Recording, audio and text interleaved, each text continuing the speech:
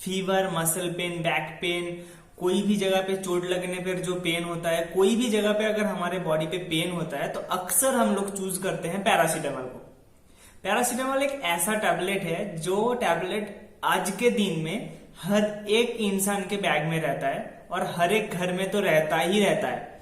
Paracetamol ऐसा बन गया है, मानो कि एक घर में पैरासीटामोल नहीं है तो वो घर का जो इंसान है वो फिट ही नहीं है, हेल्दी नहीं है, ऐसा हो चुका है। सच में बोल रहा हूँ।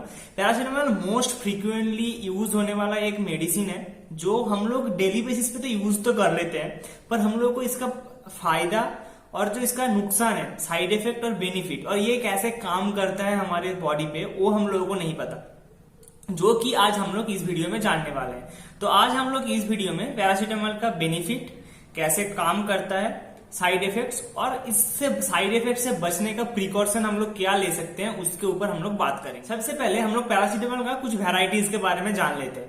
पैरासीटामोल को हम लोग एसिटामिनोफेन भी कहते हैं, जो मेडिकल टर्म है एक एसिटामिनोफेन। आप सही सुन रहे हो, बहुत थोड़ा सा टफ है प्रोनाउंसिएशन।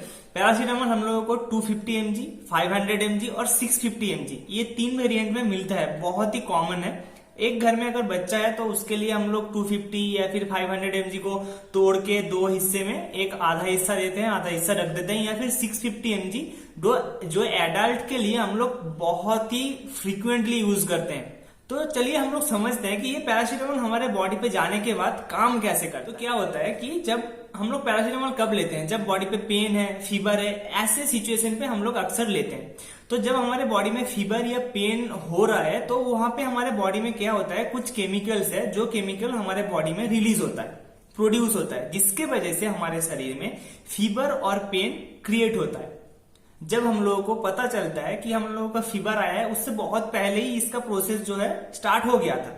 वो लास्ट का जो साइन और सिम्टम है वो हम लोगों को बाहर से दिख रहा है। तो पैरासीटामोल क्या करता है, बेसिकली हम लोगों के बॉडी के अंदर जाता है, सबसे पहले वो टारगेट करता है वो केमिकल जिस पॉइंट से रिलीज हो रहा है उस पॉइंट को ब्लॉक करता है। तो इससे क्या होगा, केमिकल रिलीज नहीं होगा और हमारा जो पेन है, जो फीवर है, वो रिड्यूस होगा।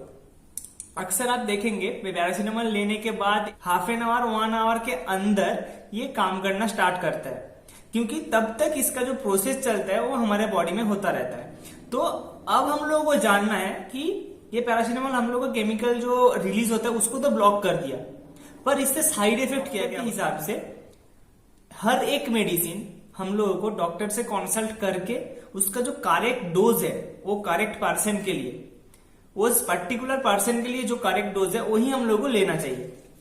क्योंकि अगर हम लोग ओवर डोज लेंगे तो उससे भी हम लोगों का फायदा नहीं है, उससे हम लोगों का साइड इफेक्ट आएगा। अगर हम लोग लो डोज लेंगे तो उससे हम लोगों का बेनिफिट नहीं होगा, क्योंकि जो सिम्टम के लिए हम लोग ले रहे हैं वो सिम्टम ही रिड्यूस नहीं होगा, फीवर भी कम नहीं होगा, पेन भी कम नहीं होगा, कुछ नहीं होगा।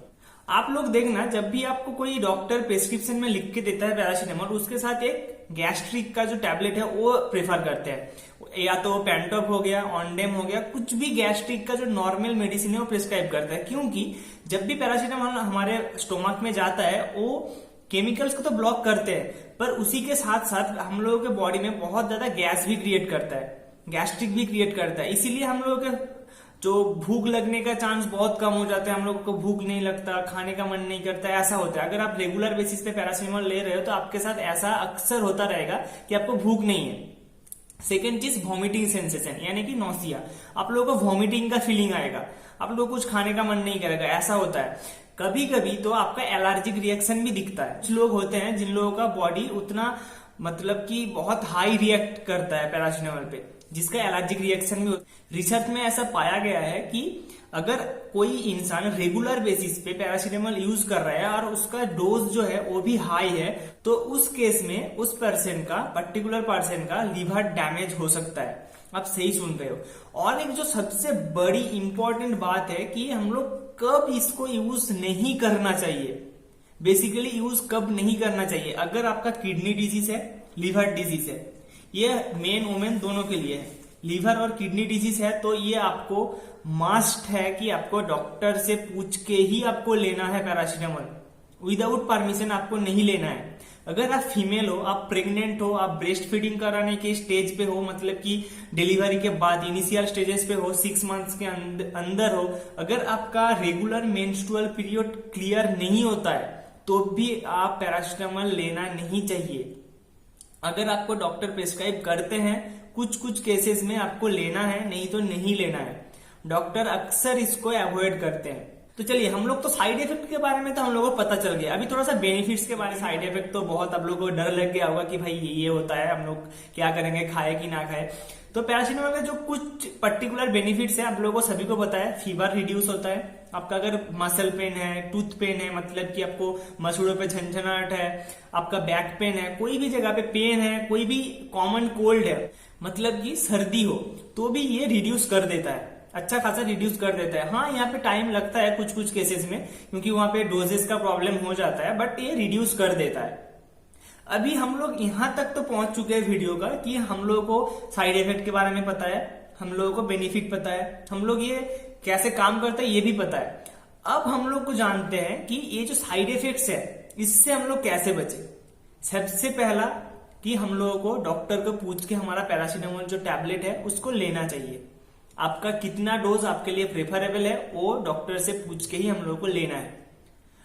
उसके बाद जो साइड इफेक्ट आप लोगों को बताया, वो अगर साइड इफेक्ट आपको हो रहा है, बेसिकली अगर आपका एलर्जिक रिएक्शन शरीर में कोई दिखाई दे रहा है पैरासीटामोल लेने के बाद, तो आपको डॉक्टर से इमीडिएटली कंसल्ट करना है कि ये पैरासीटामोल से हो रहा है या फिर दूसरे कोई खाने से चीजों के वजह से आपका शरीर में जो एलर्जिक रिएक्शन है वो दिखाई दे रहा है। तो हम लोगों को paracetamol without consulting any doctor हम लोगों को नहीं लेना है।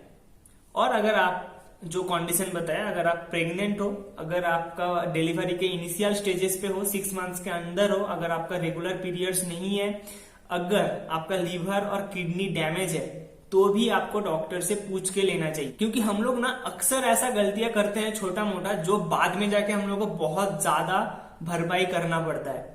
तो लास्ट में आप लोगों को यही सजेस्ट करना चाहूंगा, पैरासीटामोल हाँ एक बहुत ही कॉमन है, घर पे रहना भी चाहिए।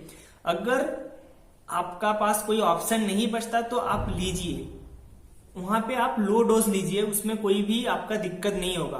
बट आपके पास अगर अपॉर्चुनिटी है, चांस है, तो डॉक्टर से एक बार बिल्कुल पूछ लीजिए। तो बस इस वीडियो में इतना ही था। अगर आप लोगों को वीडियो पसंद आया तो लाइक कमेंट शेयर जरूर करना, और मिलते हैं नेक्स्ट वीडियो में। तब तक के लिए थैंक यू, बाय बाय।